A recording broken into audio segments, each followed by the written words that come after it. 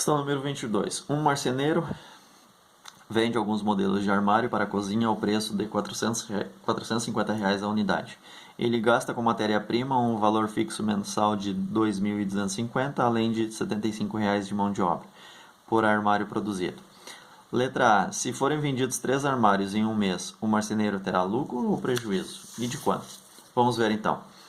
O que nós temos? Que o valor de venda de cada armário então é R$ 450 a unidade. Qual é o gasto que ele tem? Ele tem um gasto fixo de R$ 2.250 por mês, mais R$ 75 por armário fabricado, que é mão de obra. Então vamos ver.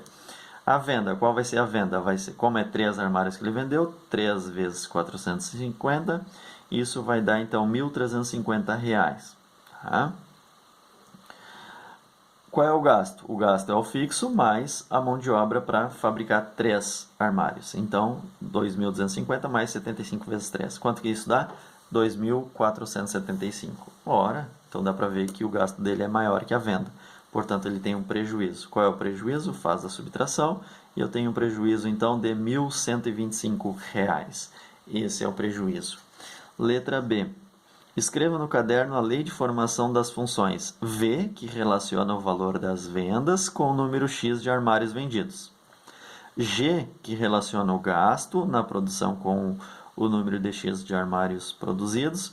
E L, que relaciona o lucro obtido com o número X de armários vendidos. Então vamos lá.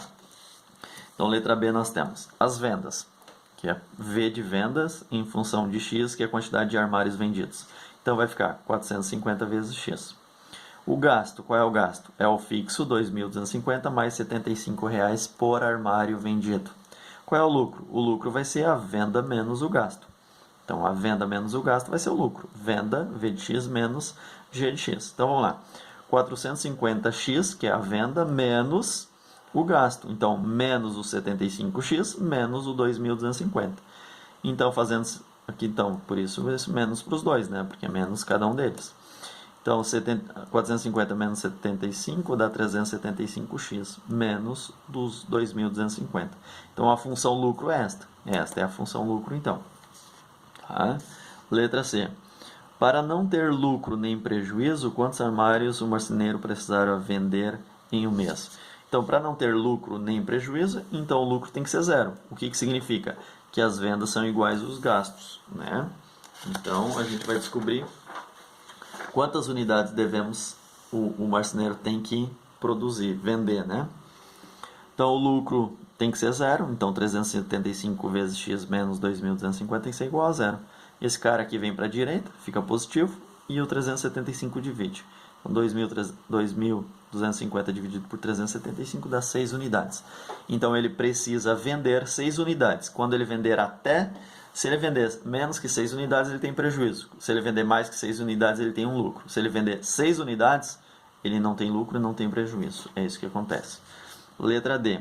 Quantos armários ele deve vender para ter um lucro mensal de R$ 1.500? Então, um lucro de R$ 1.500.